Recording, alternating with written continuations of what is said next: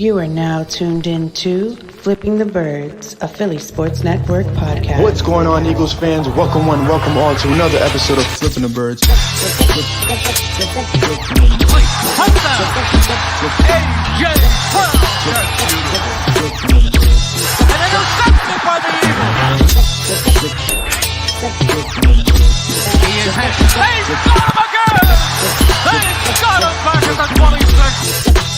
He's into the end zone. Touchdown, Eagles.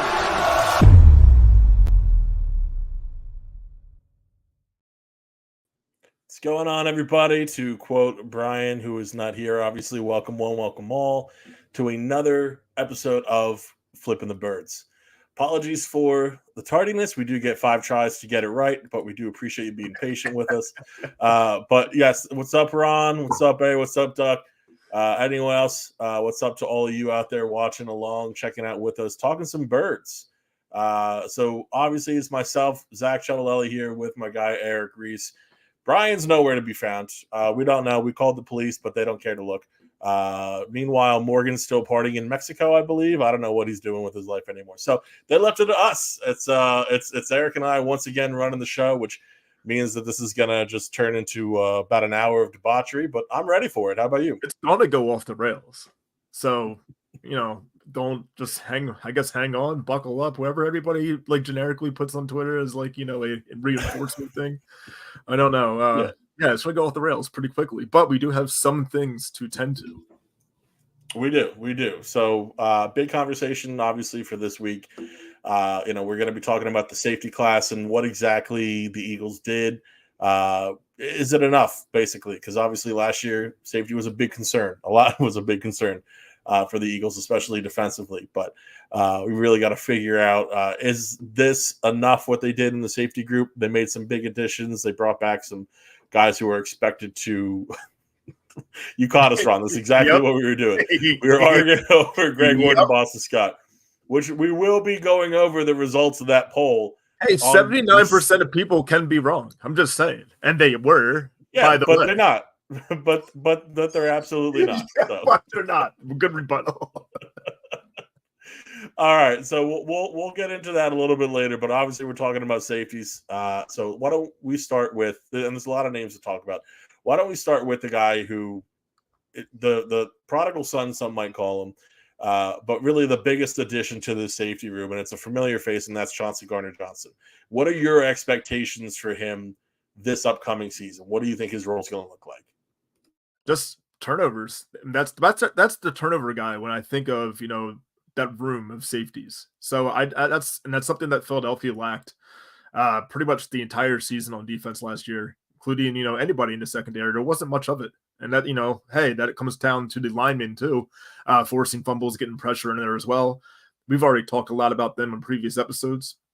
But as far as the safety room, I'm looking for him to be the one who is forcing the turnovers, getting into turnovers, being a ball hawk. And if that means he gets burned a few times, that means if he gets burned a handful of times, it'll get annoying. But, that's kind of what his role is. He's there to get that interception. Yeah, and I think that kind of, you mentioned the term ball hawk. That kind of ability to play the ball is something that was sorely missing. It kind of feels like outside of Chauncey Gardner's role a couple of years ago with Philadelphia, he's just been missing for years effectively. So, yeah, hopefully he can bring a little bit of that back. What's going on, Mariana? What's going on, Little G? One thing, everyone, if you could, absolutely huge favor to us, if you could like this, and share this just so we can get as many Eagles fans in here talking safeties as possible. But what I'd like you to do, if you could put, of all this safety group, the whole safety group, if you put in who you think is going to be the standout player of that entire safety group, and that includes guys like Avonte Maddox, who may play some safety at times. That includes guys like Cooper DeJean, who you may see play a bit of a safety role. Even, we'll see what exactly he looks like, but and we're going to go over all that once we get a little bit further into the show, go over a lot of your answers there. But, for me, Chauncey Gardner-Johnson, listen, he's it kind of is weird to say it considering, the history that we've seen with Chauncey Gardner-Johnson. And maybe this is a bit scary of a thought for some. He's the adult in the room, right? So, he's the veteran in this safety, and even safety you can kind of use lately because he's kind of more of a general flex player. But, he's effectively the safety, or rather the adult in this safety room, just by the amount of experience that he has and what he's seen, and, playing for winning organizations. At least they've been winning over the past few years, between the Eagles and the Lions last year. There's definitely, I think, a lot that he has learned in his time, and New Orleans, obviously, before that. Like, this is a guy who I think gets clowned a little bit for what is perceived immaturity, and sometimes it is. But, at the same time, you're talking about a guy who has gone through some great coaching, has, experienced, playoff games, has been a contributor on contenders, and, just at a certain point, you hope he grows up. And I think that he kind of has, or kind of need him to, and really just lead this effort, if not verbally, by example. So, he's one guy who I'm looking for to step up, not just in an on the field production role, but in some type as a leader, whether that be verbally or whether that be more than likely just by example. Like, what do you expect out of him as far as that goes, Eric? Hold on one second. I was looking up just one quick thing about Maddox. Yeah, while you do that, Ron points out a really great point here, that he is a top tier shit talker, and you need that on a team. You really do. You need someone who's Brandon Graham's also great at that. That's something that Fletcher Cox really kept him in kind of reined in over the past few years. So I'm curious to see the subtraction of Fletcher Cox, the addition of Chauncey Gardner-Johnson, and I think we got a bit more of a shit talking defense as a whole here, as a unit. So, maybe that plays in a little bit more into an intimidation factor if they can get a bit more of dominant play on the field as well. I think it's definitely a more confident defense overall, and I think that'll go a long way. Everybody talks about the best defenses having some sort of swagger, and Philadelphia had that, and Gardner-Johnson was a part of that defensive swagger at one point. Getting that kind of back might be part of the reason why he's here to begin with, along with where did the turnovers go? I thought he, was a pretty stellar safety, but there's going to be competition through these OTAs. There's going to be guys hungry to make a roster spot. I don't think that anybody that we're going to talk about today has a ownership over over position, over starting role. Gardner-Johnson, he will be used often, but to what capacity? Probably playing a little bit in where, as where a slot would be. Hovering over that area, because I think he has a lot of versatility. That's going to go a long way towards Fangio's defense. Kind of segueing over to another thing, corners that can play safety. Avonte Maddox, let him go. He apparently talks to the Saints. The Saints thing fell through with him. He comes back to Philadelphia on the cheap, and he can fill in two different roles. If he's going to make the roster, he's going to have to impress Vic Fangio. And to what level will he impress Vic Fangio? Maybe he's not going to be to a starting degree, but at the same time, I think because you're familiar, and if he takes form back to a slot role, or if he learns how to play safety pretty well, he could be a guy that, is really worth your eyes during OTAs. Well, and I think at times, especially, you could potentially see that, that kind of optionality and positional versatility is something that Eagles fans have seen on the defensive line at times over the past few years. And with Vic Fangio, he's going to be switching some things up. And, we've talked a good bit just about how guys are kind of hybrids. Like Duck brought up how CJGG is going to be a hybrid safety role. So I agree. First off, let me just get that out there, and then kind of delve deeper into that and Maddox from there, right? So with Gardner-Johnson, with Maddox, and even with Cooper DeJean, you have three extremely movable chess pieces in the defensive backfield, right? And I even think that you can talk about a guy like a Sidney Brown growing into that role. Maybe his second year off an injury is not the year that happens, but over time, possibly you could see something grow into that. But I think you're going to be seeing these guys kind of playing flex roles all around. Now, to Marina's point, I do think Maddox is going to start at the slot, but I don't think that there's going to be one, period slot corner. On top of the fact that obviously you're probably going to get nicked up from time to time. Maddox obviously has an injury history. Chauncey Gardner-Johnson has an injury history.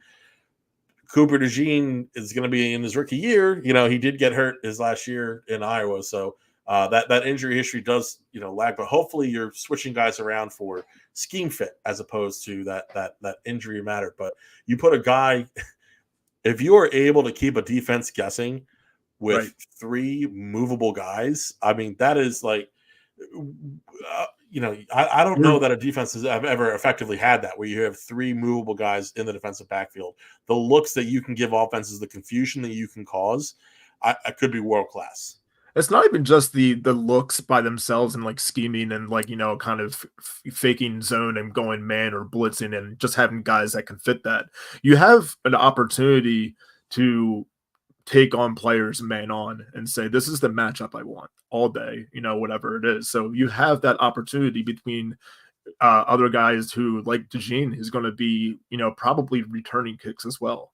So if he's going to find his role doing that, and he can also play in the game, I mean, that's going to help alleviate. You talk about rotation of defensive ends. That's going to help alleviate a rotation in the secondary, where you're going to keep guys fresh.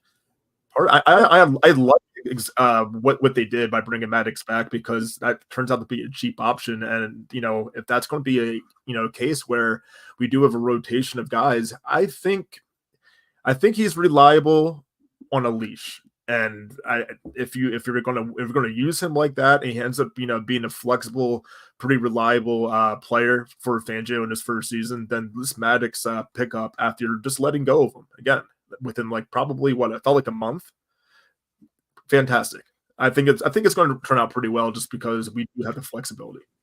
Yeah, he's cost controlled, he's low risk. Obviously, we've seen the high performance come from Maddox.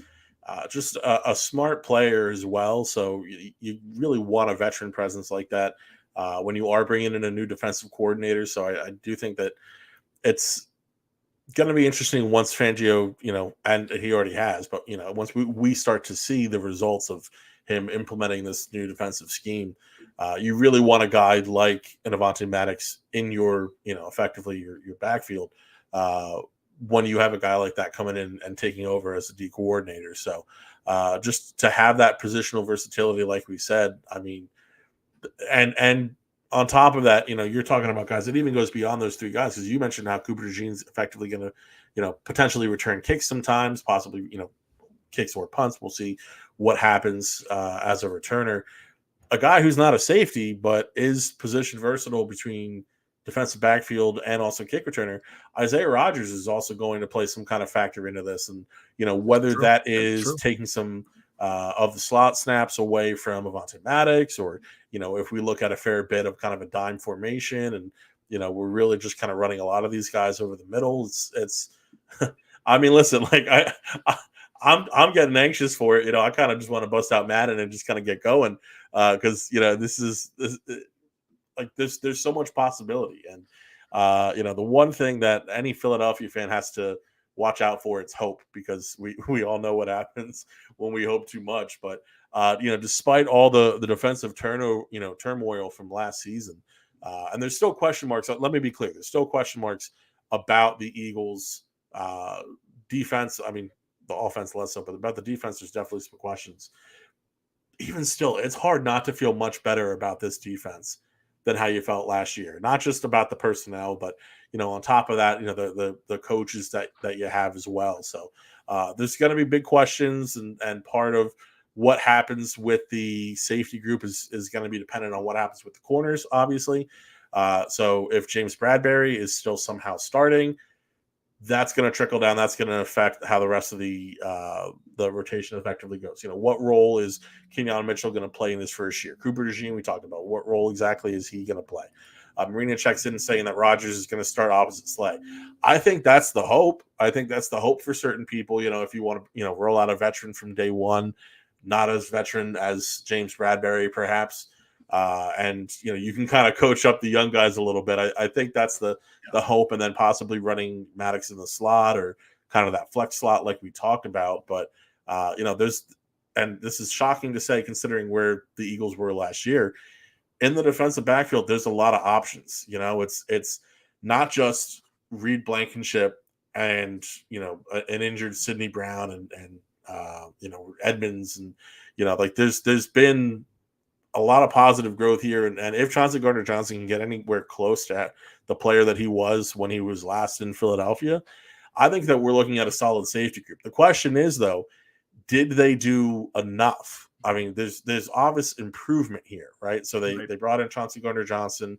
There's another year of experience for Reed Blankenship. Sidney Brown's coming back, healthy at some point. And again, hopeful growth in him as well. Did they do enough at the safety group? They didn't specifically go out and target one of the top safeties in the draft. Obviously, they have not drafted or signed, rather, the player who I think a lot of people expected Philadelphia to go after, and that's Justin Simmons. Before you answer that question, I kind of just pose that to the room. Has Philadelphia done enough in their pursuit to improve the safety room? Would you still go after a Justin Simmons or possibly another free agent out there? And as good as we can feel about these guys, that's just kind of just where we're at. So, Eric, as excited as we are, as much as it's a clear improvement, is it enough? How do you feel about that in relation to possibly adding a guy like a Justin Simmons? I think it just depends on what the aim is for enough. Like, is it enough to win a playoff game next season? Then yes, I do believe it is, obviously borrowing health and all that. However, if there is an opportunity to upgrade a area of your defense pretty much in totality, because you're probably not going to do it. I mean, you could say, hey, linebackers, but I do think safety is, like almost 1A, 1B with that. So yeah, I would actually right there go get Justin Simmons. I think is an option. A clear one that would help benefit and answer that question of yes, we did enough. I like Blankenship. Don't get me wrong, but I'm also liking Blankenship in like a almost nostalgic way. And that nostalgia doesn't win. It's just nice. Like I can like Blankenship if I want. But besides that, I don't know. I just don't know that, okay, you probably did enough to win a playoff game. Did you win enough to, make it to the Super Bowl? Did you do enough to win the Super Bowl? That is probably, not the answer is probably no. Well, so, obviously with the remaining cap space, there's the ability to go out and get another safety. And it doesn't just have to be in free agency. The trade market obviously is there. And with the extra picks that Philadelphia acquired for next year's draft, that remains a possibility. Although the reason they got the picks was primarily to compensate for the comp picks that they're not going to receive next year. But there's still that possibility to upgrade the position. Justin Simmons is a long time quality safety. And again, I think we all love Reed Blankenship. I think that at the same time, and this is not slander on his name or anything like that, but I don't think it's unfair to say that he's probably best suited as a third safety. He's a guy who he succeeds in some areas. He does have his shortcomings. It's why he went undrafted, and to his credit, he has burst onto the scene in a way that I know that PSN's own Chris Infante believed, but maybe not quite everybody expected. So it's a great story, but like you said, you're competing for a Super Bowl. That's the life stage that these Eagles are in. They're not a young team building. They're not a playoff hopeful. This is a team who expects to be in the conversation for winning the Super Bowl. And you go out and you make moves like adding Saquon Barkley. You shore up your core going forward. You bring in a Bryce Huff. You bring in the Chauncey Gardner-Johnson, obviously, and these are moves that you make if you are hoping, or expecting rather to be extremely competitive. So even if it's not a Justin Simmons, I know everyone wants Justin Simmons. I would say Justin Simmons would be my favorite of the remaining free agents out there. But, there's other guys that you can still go after, an Eddie Jackson, a Quandre Diggs, a Micah Hyde even. Jamal Adams, I think, just worked out for Baltimore, and he's probably more box reliant than you would want out of a guy at this stage, and he's obviously slowed down a bit. But there's plenty of upgrade options out there. So I guess if I'm answering the question, do they need to go out and get that upgrade? I wouldn't say they need to, but I don't see where the harm is effectively. Kind of like you said, Eric, and I know it's boring when we agree, but I'm sure we'll find something to disagree on very soon. But I have an easy one to disagree on. Like, listen, like you have the cap. There's players available. Go get them. That's the one thing that I don't. And is it a bargaining tactic? You're waiting for the price to come down. Justin Simmons obviously had a high reported price. Is there someone on the trade market that Howie particularly likes and is targeting? Maybe, but again, there's enough guys that you can just sign outright that I think could contribute. Or is it really just believing that this group is good enough to go forward? I don't know. I mean, when you look at the group and its completion, I don't feel great about the depth. You have Tristan McCollum, you have Andre Sam, and that's who you have behind CJ Gardner-Johnson and Reed Blankenship, not counting Sidney Brown, who again should be good to go, but I'm going to give him time, before I say he's back from the ACL. So, with that being said, yeah, I wouldn't mind bringing in a guy. What's that? How much time do you give him, though? Sidney Brown? Yeah, I'm just saying, because, I mean, you do have some guys that have been let go sooner for less. Yeah. I give him a good amount of time because I think that he's a big part of this franchise's future. So, okay.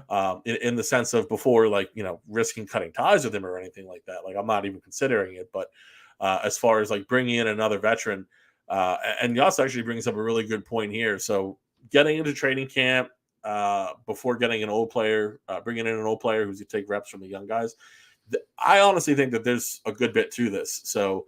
Obviously, they're just in OTAs right now. There's still plenty of time for that offseason. You have guys who honestly are enjoying their offseason before they go back to playing football. So is that part of the reason why there's so many veterans still, available in free agency? Very well could be. And again, they're OTAs, they're optional. So it's not as if, you sign Justin Simmons and he has to show up. But, there's certain implications, especially when so much is new with the team. But I think that there's a lot of youth on this squad that the coaching staff really wants to work with. The organization really wants to figure out what they have. And, is that a good enough reason to say, oh, we don't need to sign Justin Simmons. And then he goes and he signs with the Baltimore Ravens or even whatever, the Dallas Cowboys, whatever. A competing team. Yeah, effectively, and whether it's NFC or otherwise, we're competing for the Super Bowl. The Eagles are. So that going to any contender is a problem for Philadelphia. So, with that being the case, you have to kind of balance that out and see, when is, and based on the track record that we've seen from Howie, I think he's earned that trust, although it's not unending, obviously. But you have to kind of play almost like we were talking about with Sidney Brown, where's the cutoff point? You have to have that same kind of mentality with these free agents, these possible additions as well. I mean, again, I like the players. I would be a little bit more confident with a bit more of a veteran presence or even just more depth. Again, even if you're going for a guy like Eddie Jackson, just to have that depth because injuries are certainly a part of the game. And there's multiple guys who are susceptible on this roster, especially, specifically in the back defensive backfield, making sure that you're bringing in one of those guys who can at least be, I don't want to say a body because you're looking for more production than that, but can at least help maintain depth, I think is something that winning teams absolutely have to do. And I just don't find a way to say that, having two safeties are, it is just fine, because I do think you need one additional one for the depth, because we were just talking about earlier the safeties that we have that could be, effectively playing, their role as corners. So if they're going to have the flexibility to move around and freely do that, and, maybe the defense, maybe his schemes can be pretty reliant on it, and it's a kind of weapon that the defense has. I don't want to sacrifice, not having the depth all of a sudden because a player gets hurt and, okay, now we're taking from this pool, so you can only do this one thing and this one thing. Had you got a safety right now as a free agent, you would have a buffer, if you will. Yeah, I mean, having the buffer, I think, is definitely smart. It also, you want to get through. You don't want to take away your optionality, right? So again, we've talked about the cap that they have open and everything such as that. Heaven forbid an injury pop up. You want to make sure that you're able to actually fill that position. And part of that's the reason why you're saying to have that extra body at safety. But again, part of that's also a reason to keep that optionality open. Duck actually brought up the possibility of adding Calais Campbell. I'm not of who's available. Like, I get it. So Calais Campbell, a longtime strong defensive line player, more of a rotation guy at this point. The reason why I'm drawing attention to Calais Campbell right now is purely the fact that additional open cap that we talked about Philadelphia having, the one thing that, again, that optionality, you want to make sure you don't get rid of. The need for a veteran defensive tackle is very arguably a real possibility for Philadelphia. So, again, not necessarily in free agency. The trade market is another potential suitor there. And there's also plenty of guys get cut between now and the start of the season. So that could easily change the entire landscape of the players who are available, not just at defensive tackle, not just the general D line, not just the secondary, just overall for the entire team. So maintaining that optionality, again, is important. I'm not in a rush to sign a guy like Calais Campbell. Just to answer the question, I wouldn't hate it because, I think he does have a great sense of veteran salve, but I don't think that the season is necessarily going to change. I don't think he's this year's Ndamukong Suh, basically, is what I'm getting at. Any thoughts on Calais Campbell before we move off that? Yeah, it's more so echoing your point, so it's probably boring, but in the same realm of what you're saying, he is a guy that's not a priority because you are just going to kind of have him more for his mind and how he goes about things and what tips can he give to the younger guys to give them an edge. I look at how his workload went last season with Atlanta and his age, and I'm thinking, at this point, what you're going to get out of him if you're studying we're going to get Calais Campbell, there's going to be such an upgrade to what we have on a defensive line. I don't think you're going at that signing thinking that. I think you're just saying, well, he's beat up, and if he can get us a game or two as far as really strong performance, and then is that Calais Campbell game, then that's fine. But I'm not hitching my anchor to that. If I'm doing anything with, any amount of cap space available, making sure it's probably not that first, it's probably going to go ahead and be getting a safety for depth. Yeah, I mean, I don't want to dog the guy, and I'm not saying that you are. Like, I think that he could be a productive player on the team, kind of playing almost, similar to that Fletcher Cox role from last year, maybe not as productive. But, part of the reason why I would want more so a higher level defensive lineman in that case. And obviously everyone always wants a higher level defensive lineman, but what you're effectively looking for is for growth in Jalen Carter and Jordan Davis. And so I need someone who is worthwhile to play, not necessarily instead of those guys, but to really kind of push these guys. And Calais Campbell, and that works its way down as well. Milton Williams, Marlon Tuipulotu. Like, can I necessarily say that Calais Campbell is going to be better than, say, Milton Williams next year? I don't know that that's the case. It's just something, and maybe it's worth going after. We're obviously drolling on and on about defensive line when we're talking about safeties, on this pod. But I'll say to another effect on that. To be fair, I mean, he didn't have a bad season over, and we look at his last 2 or 3 seasons. I don't think last season was bad by any stretch. I just don't think that he would be the standout, thing that the first option. Like, if you had one option, no, you're looking for depth. Doing the off season, you're not Campbell. Right. Exactly. That's what I'm basically getting at here. Like, would he be a good addition if your guy who, makes sense at safety is going off to another team and there's no other safety that makes sense? then yeah, he would be a good addition. But you could probably think of like another area where you might need a guy before Calais Campbell. Yeah, I'd probably liken it to somewhere around bringing in like Eddie Jackson to help the safety room. Like it's one of those more likely a depth piece. Right. It's having that veteran ability and as Doug points out, that knowledge is useful. It is impactful. So I have no issues with that whatsoever.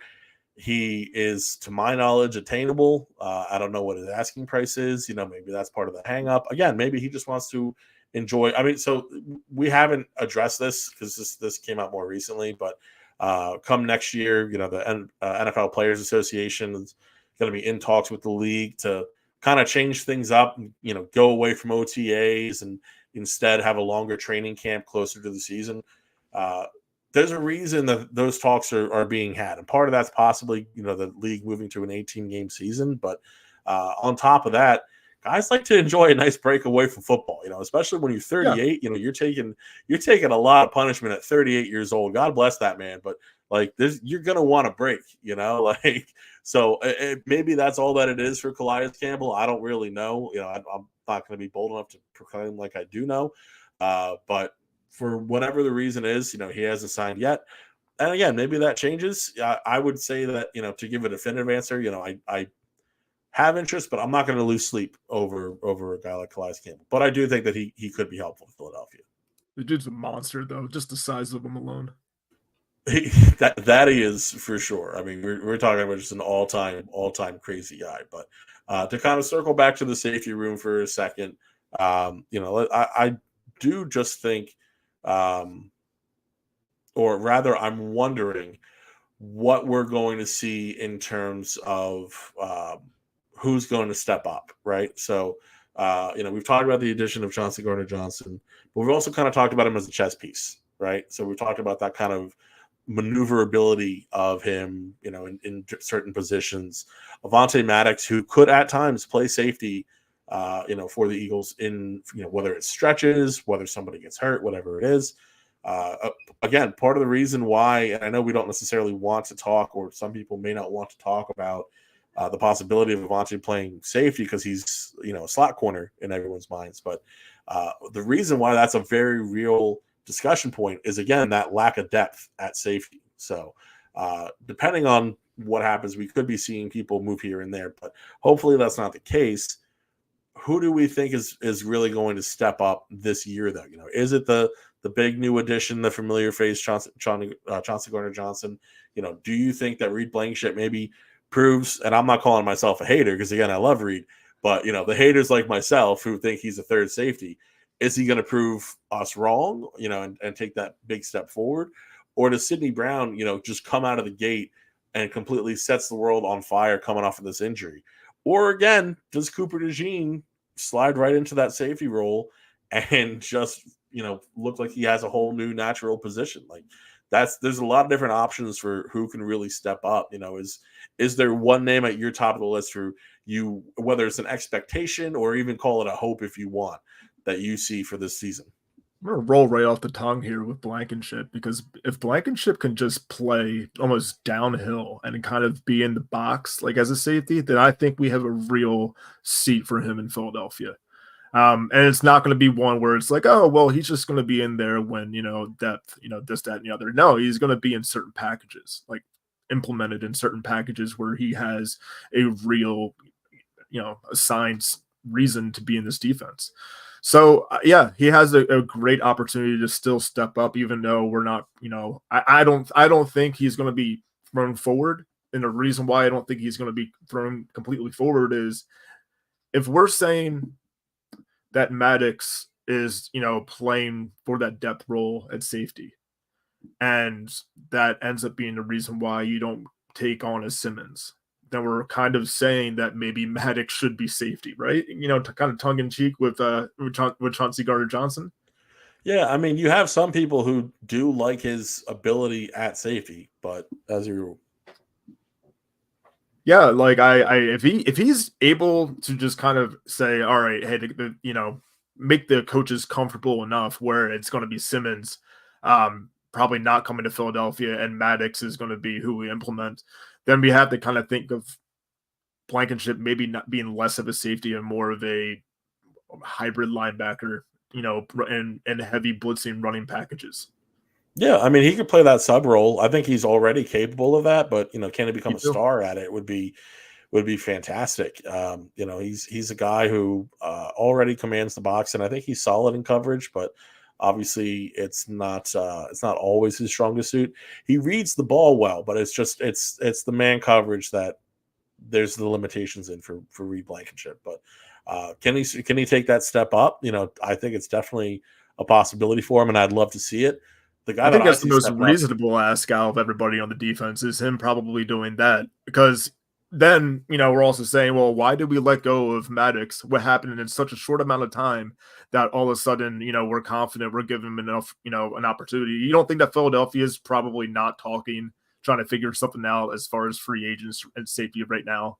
I think they are. Yeah, And I think they're going to yeah, make no, that an extra body, maybe with with the same opportunity that Maddox has to make the team. And that's why I said keep eyes on that, because Maddox and whoever's brought in, I think there will be somebody brought in. Whoever that is, that's going to be the battle of watch our OTAs. yeah. I mean, even it could be a special teams guy that you bring in the safety who's Right. capable of filling in for a few snaps here or there and contributes on special teams otherwise, because that's something that really should be that. Not an area of, well, yeah, it should be an area of focus. The team should return to focusing on special teams as they have in years past. So I think that we're going to be looking at an improved special team squad. But as much as I would love, I would generally love an addition of a safety. Period. A Justin Simmons guy. Effectively, Quandre Diggs, who I know Darius Slay would love to have in Philadelphia. But if you got to bring in a guy who he's able to at least be serviceable in reserve snaps and he can play special teams otherwise, I don't have a problem with that. So if you're reuniting with like a Rudy Ford, that's fine by me. But as far as who I expect to step up next season, or rather who I would, this is where I bring in the hope aspect of it. I'm hoping to see that for Sidney Brown. So obviously, in light of the injury, like just how much that must suck for him in his rookie Right. year. So to be able to come out next year and kind of shoot out of a cannon and put on full display what I think a lot of people in Philadelphia know he has deep inside him. I mean, he looks like the guy who can be the future center fielder of this defense. And that's the thing that you're really going to need if you're Philadelphia. We, again, have talked about these different guys and their chess-like maneuverability. Chauncey Gardner-Johnson, let's be honest, not the greatest in coverage. He's a great ball hawk, but he's not the greatest True. in coverage. If I am going to piss some people off, which I might piss some people off with this, it's a little Diggs-ish, to relate it to a Cowboy. But, that's the kind of thing is you need a role. You need a player like that to play a role. And you're not expecting him to be the centerpiece of your defense. But he's playing a role, and I think he's going to play it well. So I'm not necessarily heartbroken, at the idea of Chauncey Gardner-Johnson. Well, I guess more so what I should say is, I think I have realistic expectations for him as far as Maddox possibly playing, as far not a Dallas Cowboys reference, as far as Maddox possibly playing safety. I don't love the idea just because of his size. I know that there's people that do, and I feel like you turn on sports radio and you even hear every so often the topic come up. It's not for me. But I wish him well as the slot. Obviously, you want him to stay healthy. And then Reed Blankenship's a guy who, again, I think I see his ceiling. So, almost by default, but then also just wanting that hopeful bounce back. I know that coming back from an ACL is very difficult. I'm not asking him to be a Pro Bowler. I'm not asking him to, even be a star necessarily out there. Just all I want to see is I want to see that those feelings that he could be that center fielder. I want to see that there is some legitimacy to that belief and that we potentially have that future starting safety in Philadelphia because he's shown it. And I really do think it's there. And again, Reed's better in the box. You're talking about Chauncey Gardner-Johnson's a guy who's kind of better as that flex slot. Same goes for Avonte Maddox. Who is that center fielder for this defense, if not Sidney Brown?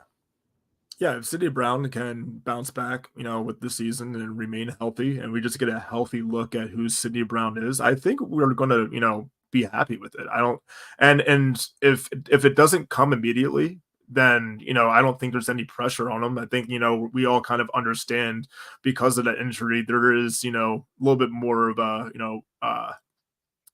I guess a gray area is kind of the way to put it. I just would like, I would just like for something to be a little bit more concrete, a little bit more definite. But I understand if you do that, you're kind of stunning the opportunity for him to grow and develop, and that's something he's got to do if you want to see every bit of the reason why you draft him and kind of come to fruition. But if we're looking at probably the person who, is going to be the most important player for me to watch throughout the preseason, it probably will be Sidney Brown. And it's wild to even say that because you're not talking about the offense whatsoever. We're not talking about anything like a Saquon Barkley and what can he do. What will he do in Philadelphia? What will he look like in his first few snaps? Will he, we're not talking about anything like that as far as the excitement around preseason. And people will sit there and say like, oh, he's going to play one series, but I can't wait to watch him. And then they turn it off. I'm going to keep it on because I want to watch Sidney Brown until he's out of the game, pretty much. Well, I'm, and call it like an old head mentality or whatever, but I loved the days of 4 weeks of postseason or preseason play. And, you have that week 4 where guys are just playing for their lives. And that's not Sidney Brown. Like Sidney Brown's future is more certain than those guys. But you're looking at a guy who's playing for a role, which is very important as well. So I definitely agree. Like Saquon Barkley is a guy who I'm very anxious to see what or not even anxious. I'm excited to see what he looks like playing for the Eagles. Playing in this offense, playing alongside Jalen Hurts and AJ Brown, and and not only an offense that doesn't have its head up its own ass, but one that is damn right dangerous. So I'm very excited by that possibility. I have much more questions about what this young defense is going to look at. So those are the players who I am more interested in watching this preseason. So, we're talking about guys like Sidney Brown. We're talking about guys like Reed Blankenship. We're talking about Cooper DeJean, Kenyon Mitchell, Jalen Carter, Jordan Davis, Nakobe Dean, Nolan Smith. These are these guys are the future of this team, of this defense, more specifically, I should say. They're going to need guys to step up, and there's a lot of question marks around all those guys that I mentioned. I think it's fair to say there's question marks around all of those names except for Jalen Carter. Not even that. Jalen Carter, and I don't think it's necessarily all his fault. I'm not trying to put it completely on him. Jalen Carter kind of played half a season last year. Had a pretty big drop-off in that second half of the year. Now, that was the defense as a whole, and we can argue all day long as to why that may be. Guys sack chasing, inept defensive calling, the mid-year shift to Matt Patricia for some reason that I still can't understand and cannot believe was a real thing. But there are questions around effectively the entire future of this defense. So while I am excited and I am hopeful for it, I am very anxious to see it produce on the field. So those are the guys who I'm really looking forward to seeing. And kind of while we're just talking about that, and everyone in the chat, feel free to mention, what young player you're looking to see be the future of this team or really to see this big growth out of. But if we're kind of pivoting away from the safety, or even we can still include it if you are that big of a believer in Blankenship or in Sidney Brown. But who's the guy who this season you're like, this guy, he has to step it up this season. This is it. Like, this is the moment where he can either, and there's obviously an in-between, but where he can become a fixture of this defense moving forward, or he's in danger of falling out of the league. That's a really good question. I don't think I've looked at it, exactly that way. But here's a wild one. I know he's young, but I have to feel that way, at least with Philadelphia, because I feel like the pressure is going to be on him. Nakobe Dean. Yeah, for sure. No, And no and Kobe and Dean. before I let you continue, maybe I should not be as cruel as I sounded. Let's say off the team instead of out of the league. But for some of these guys, you never know. They could be out of the league. But Kobe Dean, as you were saying. No Kobe Dean, just because, and I've heard everything, all the good things about Kobe Dean. This is not a slight about him as a player whatsoever, but it's just more so about how the NFL works. We just drafted a guy, Jeremiah Trotter, who there's a lot of talk about him because he's a legacy guy. Philadelphia has probably had their eyes on him coming up through high school before he even went to Clemson.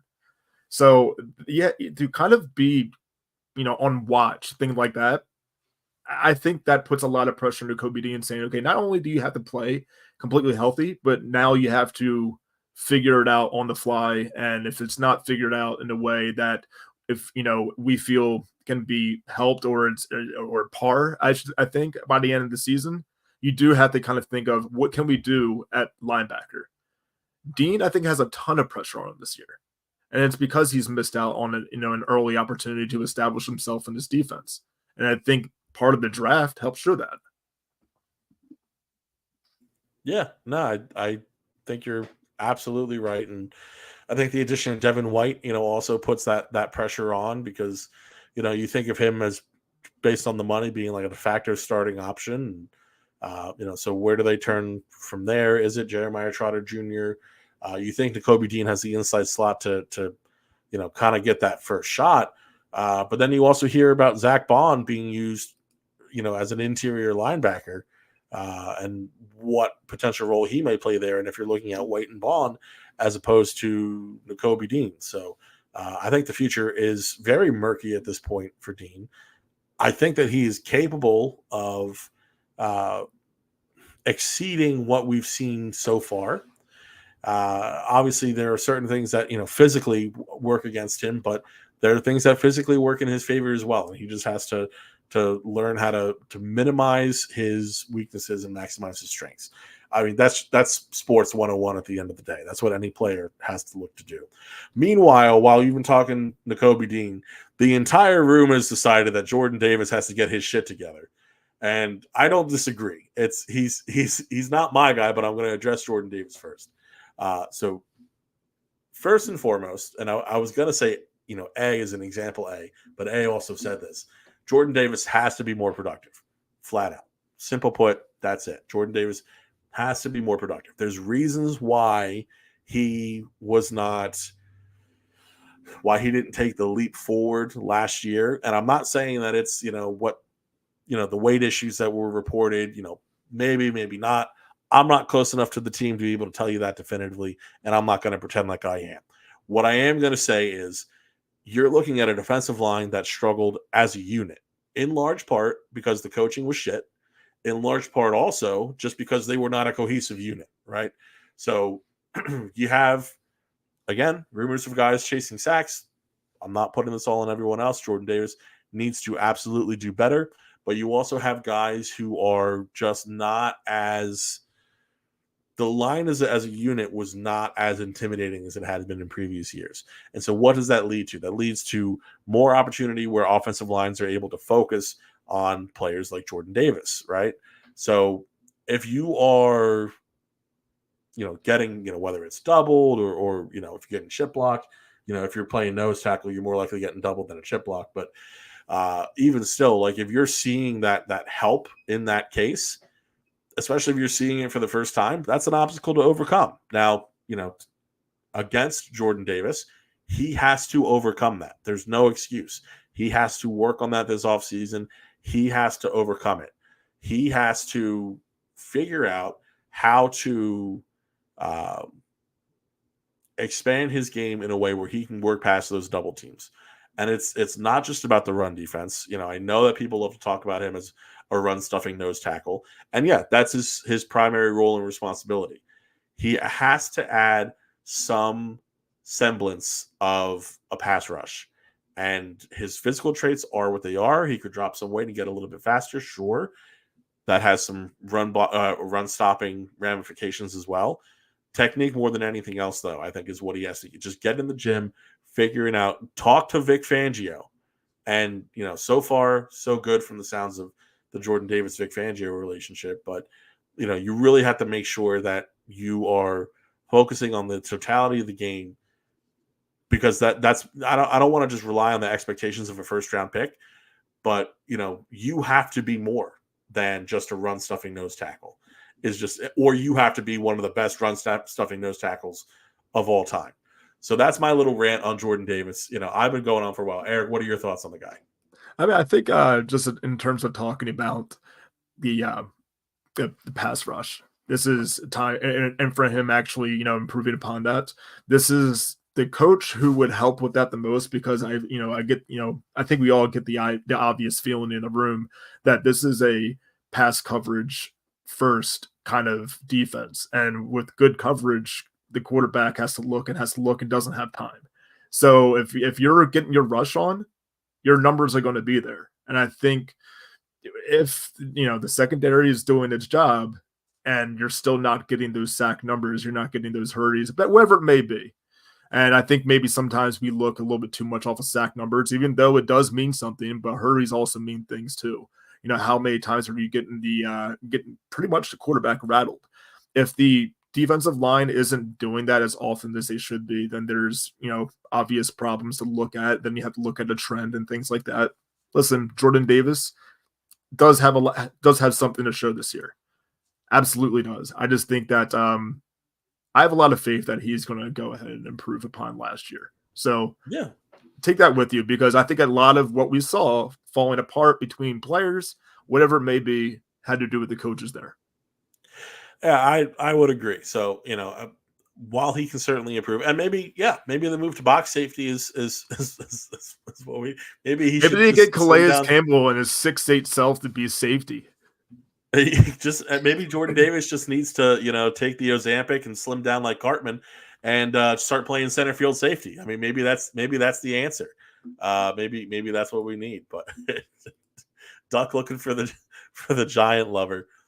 Brian is indisposed again. We cannot find him, and the FBI has no word for us yet. So I've we heard will let that you know he is when we do, but we're not looking very hard. I'll be honest with you. I've heard he's on a flight to San Francisco to support the other Giants because he's a full-on Giant fan.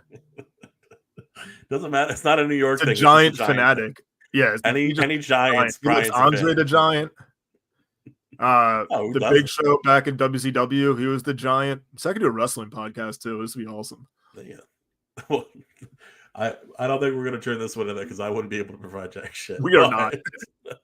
That will turn everybody away. For sure. Last quick thought just from me before we wrap up today's show. The guy for me is Nolan Smith, right? So obviously there's reasons that Jordan Davis needs to improve. There's reasons that Nakobe Dean needs to improve, so on and so forth through the entire young defense. Nolan Smith is the guy for me who the Eagles put a ton of pressure on. So when they moved off of Hassan Reddick, that didn't drastically increase the pressure on Bryce Huff, who, you could say plays a somewhat similar role, though positionally they're a little bit different. To me, that put a ton of pressure on Nolan Smith, who some people are out here almost forgetting about. So that's the guy who, people have pointed to and said, well, that's Hassan, that's the next Hassan Reddick. That's the guy who's going to play that same outside linebacker role, if you want to drop him in coverage, whatever. But that's your speed option on the outside effectively, right? Now, he was injured last year. Let's not forget that. That gets overlooked way too often. That being said, just like Sidney Brown, and how I do want to see that growth from Sidney there, I got to see it out of Nolan. And he's not dealing with as much of an injury history. He's in a much better place theoretically than Sidney Brown. So the excuse is not there like it is for Brown. So for me, it's definitely Nolan Smith who I got to see. I'm not saying he has to burst onto the scene with 10 plus sacks, but I have to see that there's truly a first round talent in there. That's what I'm looking for next season. Now, in the interest of fairness, we were promised Greg Ward versus Boston Scott content. Eric, one more time, would you like to go over the results of last week's poll? I know the results. It was 21 Greg Ward. But 79. The people want to know. That's all I'm saying. Well, I just told them. told them what it was. Look, they were wrong a lot, but it's fine. It's okay. I'm just saying, like, listen, like, remember that one time that I told everybody that, the team was lucky to have the record they did, and then they should have been this, or they could have been this, and then that almost exact thing happened? Remember that almost exact thing happened? And everybody hated me for it and slandered me for it, but I was in the minority. And I'll be in the minority. I'll be in my boat of really right cocky and to the point that you said that Greg Ward was better than Boston Scott. Yes. Yeah. Okay. So we have the admission. Okay, fantastic. Greg Ward is like, better. listen, I'm just saying, like, give me the multi-year talent over the 1 year wonder. That's all I'm saying. The 1 year wonder was the reason that team even made the playoffs. I think that's a lot that a lot of praise that you're giving that's not necessarily fully deserved. Hey, who else caught that touchdown? Who threw the touchdown? Doesn't matter. Could have been incomplete pass. Who called it? It definitely matters, because if it sails over his head, then we're not talking about it. Dude, Greg Ward is the reason. Greg Ward threw it to himself. He's also a quarterback.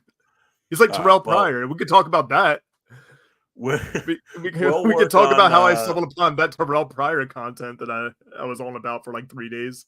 Oh, that's true. So for those wondering also why we were related, it's not just that Brian's in Alcatraz right now. It's also just a simple matter that Eric and I were getting into Terrell Pryor being the greatest athlete of all time before the show. That's not my take, by the way. So I will never, ever, ever. Also, it's not mine, to clarify, because that made it sound like it had to be mine. But it's also not fair. mine. It's none of our takes. It's none of our takes. It's nothing to do with the show's take. I saw this. Somebody posted a reel and then said that Terrell Pryor is the greatest athlete of all time. And then I almost had a heart attack because like Bo Jackson, Deion Sanders, like exist, Jim Thorpe, like there's that, you know what, here, and then it became this. And now let's really bring it down to the context that it ended up becoming. It was Terrell Pryor was the best athlete in Western Pennsylvania Interscholastic Athlete League history, which I went through the Hall of Fame, because there is a Hall of Fame. It's actually pretty insane Hall of Fame. Then I got to the letter P, like went in alphabetical order. Terrell Pryor is not even the best one with the last name of starting with P. It's Arnold Palmer. So that being said, what are we talking about here? By the way, other people, Ty Law, Jason Taylor, Tony Dorsett, Mike Ditka, Joe Namath, Joe Montana, LeVar Arrington, Dan Marino. Like, what are we talking about here? Some of those guys were multi-sport athletes. And then you have the athletes that are in the NFL who are also Olympians. I'm going to go venture to say that they were probably better than a quarterback. I'm giving Terrell Pryor like so much, like it sounds personal, but this is just a debate that I got like really into. So sorry, Terrell Pryor. Like, I don't hate you, but in comparison, look, I'm sure you were that dude, but everybody was that dude when they got, and then in the pros, they just kind of reflected. Well, and Terrell Pryor did have, he did have a really good stretch. Like let's be honest there. But he was he had 1,000-yard receiving year with the Browns when he went 1-15. I mean, like, you popped off, so you did. But I will say this: in the NFL, quarterback, which you were drafted to be, 3-7. No, and listen. And how can you compete against the most delicious drink of all time? I mean, that's just unfair competition right there. So yeah, Jim Brown, who was like, going nuts in football and lacrosse. I mean, no one knows that one. Terry Bradshaw set records as a javelin thrower and didn't go to the Olympics because he wanted to play for the Steelers. No one knows that one. Terry Bradshaw just looks like a country bumpkin who's old now.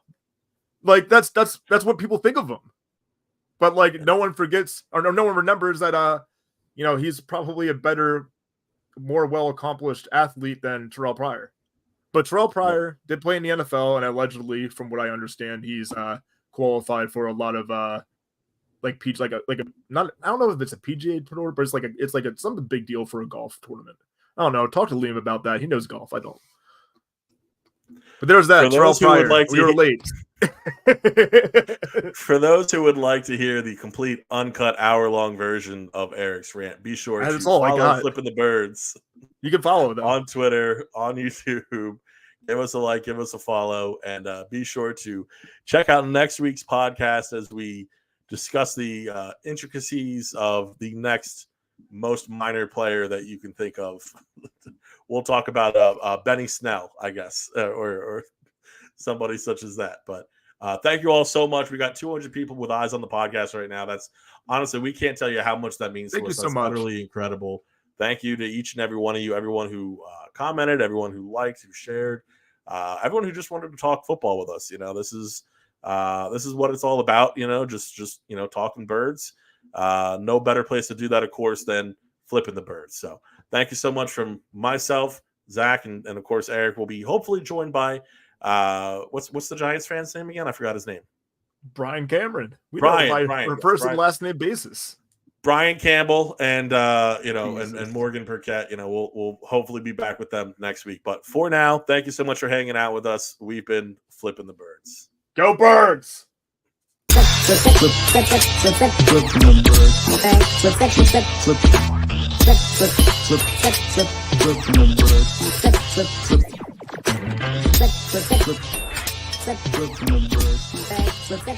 Flip.